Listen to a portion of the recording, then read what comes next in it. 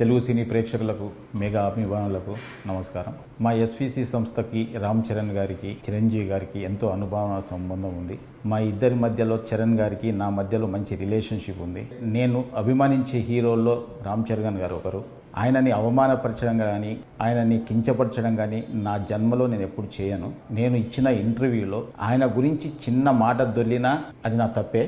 అది జరిగిందని అభిమానులు అనుకుంటున్నారు కాబట్టి వాళ్ళకి నిజంగా నేను క్షమాపణ చెప్తున్నా. చరణ్ గారికి కూడా క్షమాపణ చెప్తున్నాను. అంటే నాకున్న ఆయన రిలేషన్ని నేను పాడు చేసుకోదలుచుకోలేదు. ఎందుకంటే జనం ఈరోజు మాట్లాడుతున్న మాటలు కానీ బయట ట్రోలింగ్స్ కానీ అభిమానుల బాధలు కానీ నేను అర్థం చేసుకోగలను. ఎందుకంటే ఒక హీరోని అలా అన్నప్పుడు ఎవరు కూడా భరించలేరు. నేను అన్న ఇంటెన్షన్ అలా కాదు. మాకున్న రిలేషన్స్లో మాకున్న క్లోజ్నెస్లో నేను మాట దొర్లాను తప్ప ఆయనను అవమానపరచడానికి కాదు. మాకు మెగా హీరోలతో అందరితో మాకు మంచి సంబంధాలు ఉన్నాయి. వరుణ్ తేజ్తో ఒక ఫిదా కానీ, సాయి ధరమ్ తేజ్తో 2 సినిమాలు, చరణ్ గారితో 2 సినిమాలు చేశాం. చిరంజీవి గారు ఎప్పుడు మా రాజుగారితో కానీ నాతో ఎప్పుడు మాట్లాడుతూనే ఉంటారు. ఇలాంటి అనుబంధం ఉన్న వాళ్ళని అవమానించే పర్యంత మూర్ఖుని కాను నేను. దయచేసి అందరు అభిమానులు అందరూ అర్థం చేసుకోవాలి. సంక్రాంతికి గేమ్ చేంజర్ రిలీజ్తో పాటు సంక్రాంతికి వస్తున్నాం సినిమాని ఒప్పుకోకపోయి ఉంటే, ఆయన చెయ్యొద్దు అని ఉంటే ఆ సినిమా రిలీజ్ అయ్యేది కాదు.